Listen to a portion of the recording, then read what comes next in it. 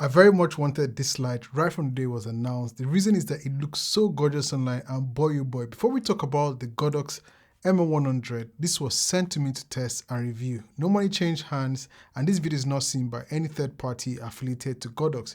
Everything said here is my own opinion.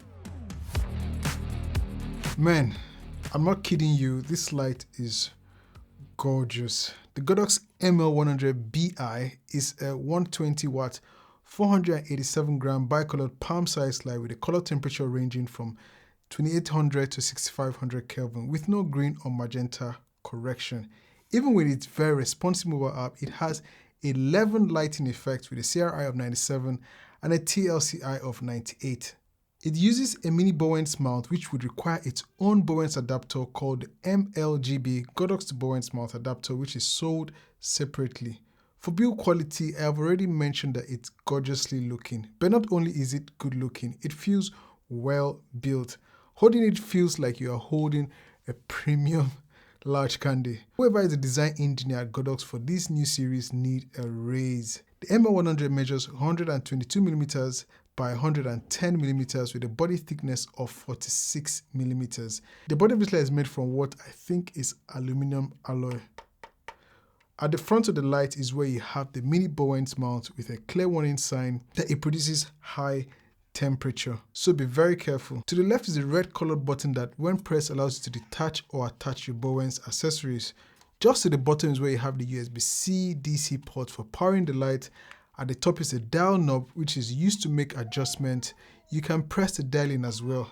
To the back you have a small information LCD screen, a power button, a mode and Bluetooth button, and 2 holes for the intake of air by the fans. While to the left is just the Godox logo. At the top and bottom you have ventilation grills, but at the bottom is a quarter threaded hole for rigging it. Now the ML100 pocket light comes very well padded and is available in 3 different kit options. There's the one that just is the ML100Bi that contains the light itself with the lamp head protective cover, a reflector that has a 15-degree lens built into it called the ML100L15, a holder, an adapter, an AC power cord, and an instruction manual. So this altogether costs $199.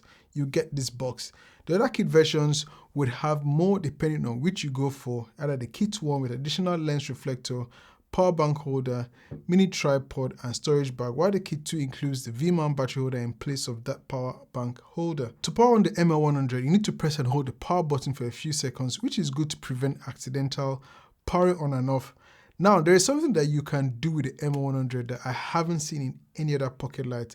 That is that there is a normal press to hold if you want to power it on and off. But you can also quickly turn it off and on by just pressing the power button once. When that is done, the light switches to a standby mode so you can continue controlling it wirelessly. As Ella mentioned, you can power it using DC input or via its USB-C port with a capable power bank or V-Mount battery. On the body of this light, it reads that it requires 20 volts 6 amperes via the DC input, and for the USB-C input, 12 volts 1.5 amperes or 20 volts 2.25 amperes. Alright, so I have the Godox ML100 connected directly to the wall. There's an adapter there. The adapter says it can output 20 volts. I'll do this before I bring up my V-Mount and power bank. So I have a camera here to my left, just capturing the LCD screen. And I'll press to power it on. 1, 2. So it's come on, and the screen is saying power is less than 12 volts, and it has an exclamation triangle there. So this is a very intelligent light. It's telling there's not enough power to power it on. So I'll turn it off, and it's off now.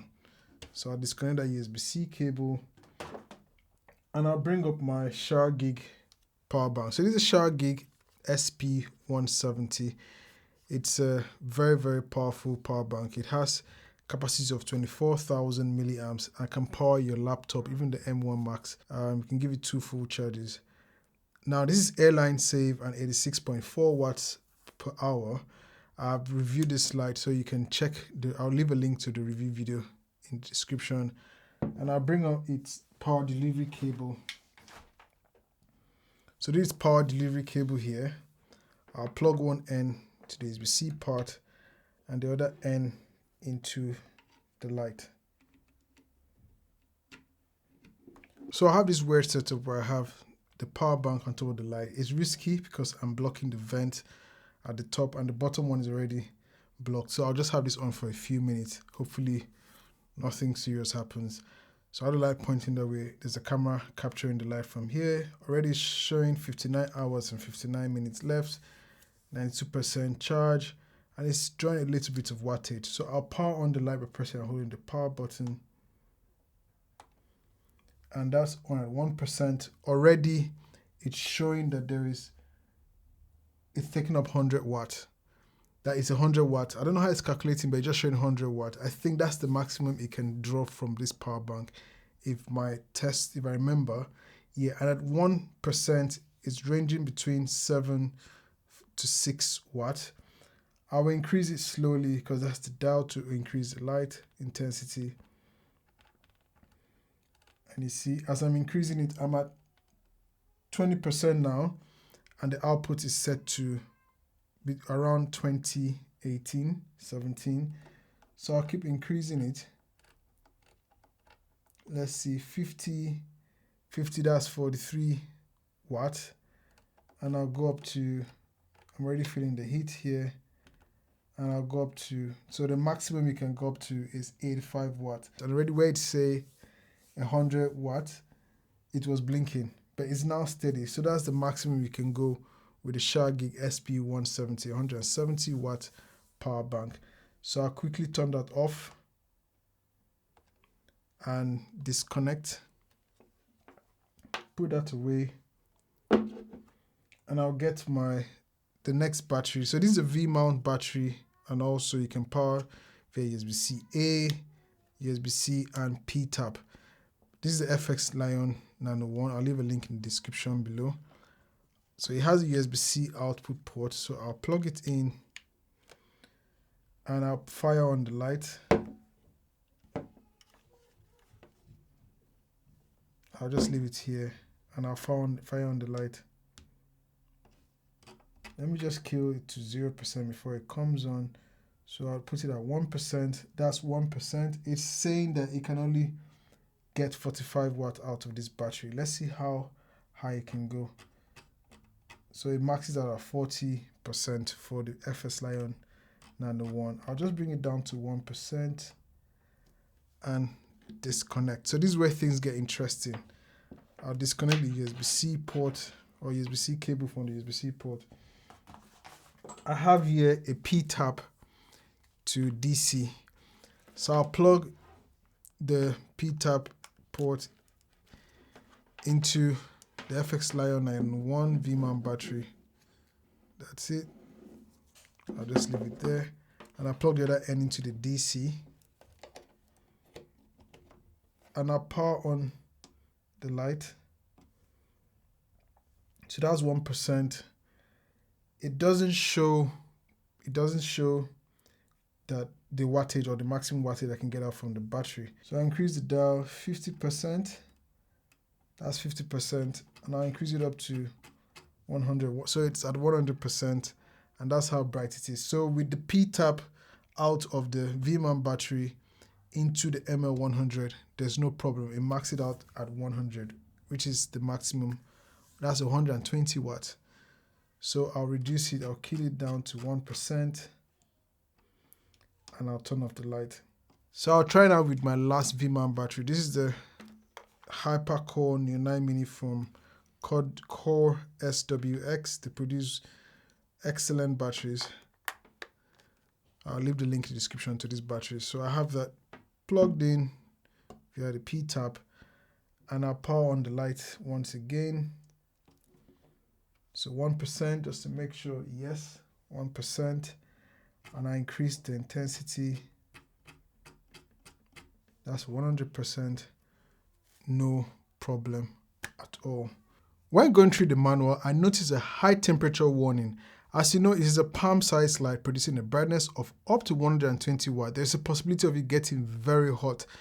The manual warns that a hot temperature symbol would come on the screen like what you notice in cameras. If it gets past the normal operating temperature, the advice is to pause usage until the display no longer shows the sign. The manual further goes on to say that the light can automatically shut off until it returns to a normal operating temperature. From my test, I left it on for over just an hour and it never displayed such or powered off. But what I noticed is that the metal holding up to the light began getting hotter from the point connecting to the quarter thread. So that's something I thought you should know. With no modifier, the ML100 produces a very even beam spread and the results are the same regardless of the CCT dialed in.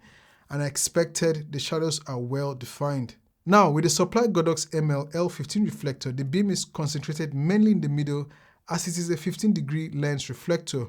Results are the same once again irrespective of the CCT, so you also get multiple shadowing. There's no mini to full Bowens mount adapter, so I am unable to test with a full Bowens reflector.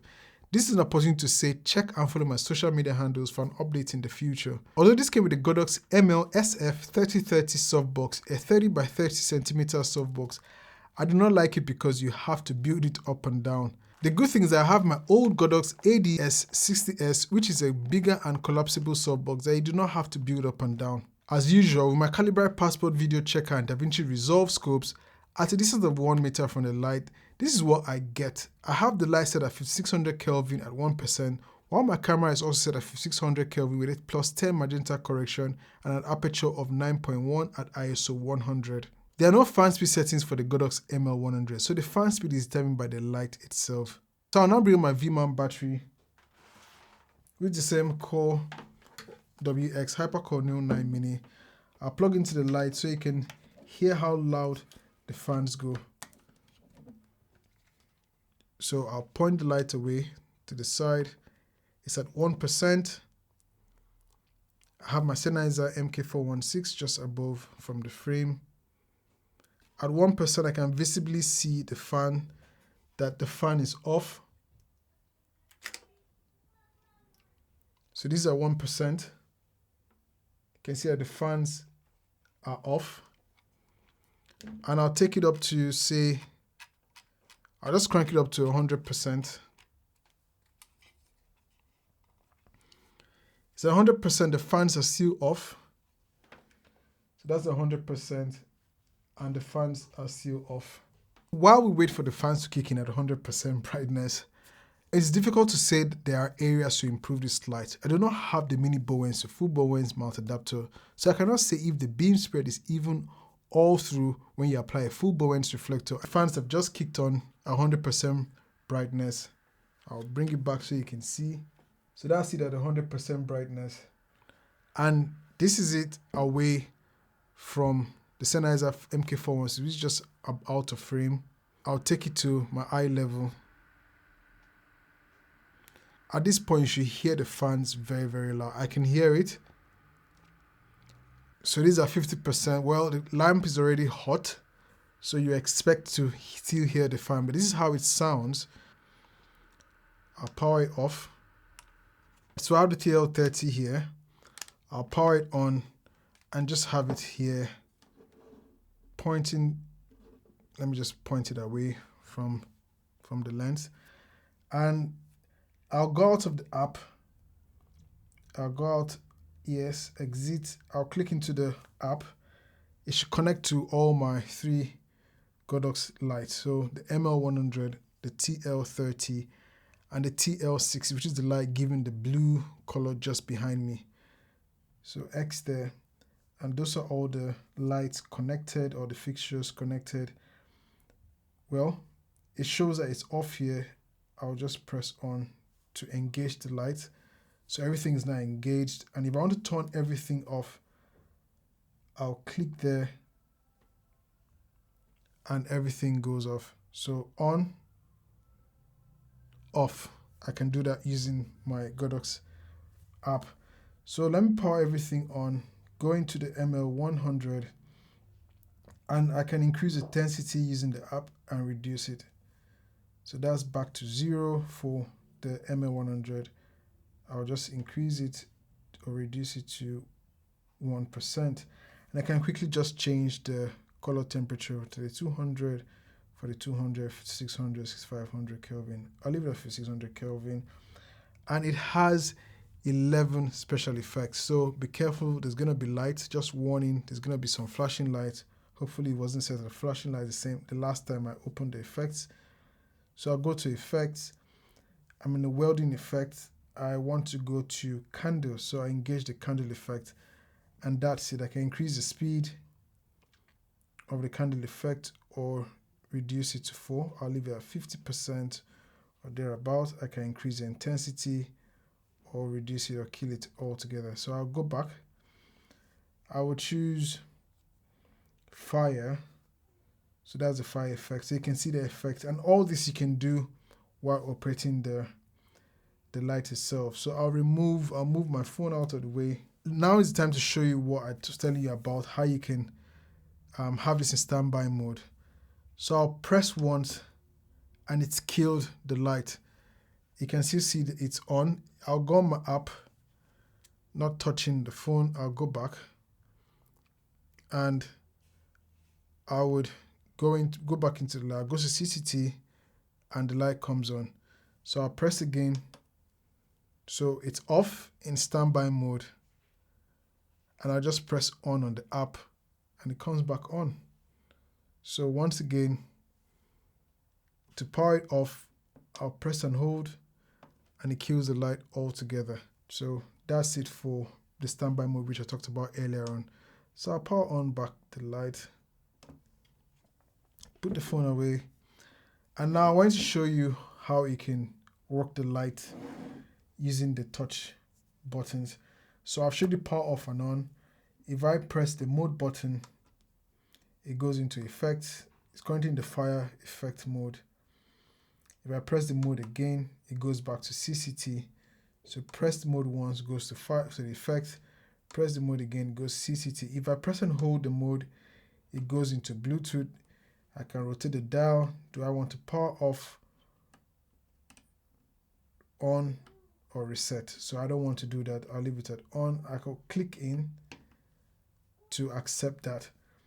Now if I go to the effects, I can change the effects. There's going to be flashing by just rotating the dial. So that, well, for now that's changing the speed. I'll reduce it down to 1%. Sorry, that increases the intensity of the effect. If I press in, I can now select to change the effect. I'll go back once just to go back into candle. I can go back again to change the TV mode. I can go back again, and that's a different effect. If I let me go back to candle. If I press in the dial again, I can now change the speed. So that's adjusting the speed, increasing the speed, reducing the speed. I'll click the dial again to come out of that, and it goes back to just nothing, where I can just increase or reduce the intensity. So I'll leave it back at 1. I'll press mode again to go back into 60 mode. So that's very good. Same things you can do with the app, you can do it on the light. I'll cue the light for now. Okay, so there's something I forgot to show you guys or talk about earlier in the video. This holder that comes in the kit, it attaches to the light using the quarter thread hole. It has a small hole for the umbrella mount. So right there. I forgot to mention this, but I thought I should mention it now. So that's it. So that's it for today. If 120 watts of power is what you were looking for, go ahead and click the link in the description below. You are paying for a very beautifully crafted, well-made palm-sized light. Don't forget to like and subscribe. If you have any questions, you may leave them in the comments below, and I'm always happy to try and answer them. It's your Filmmaker. Remember, every new video keeps you and I connected. I'll see you in the next one. Peace.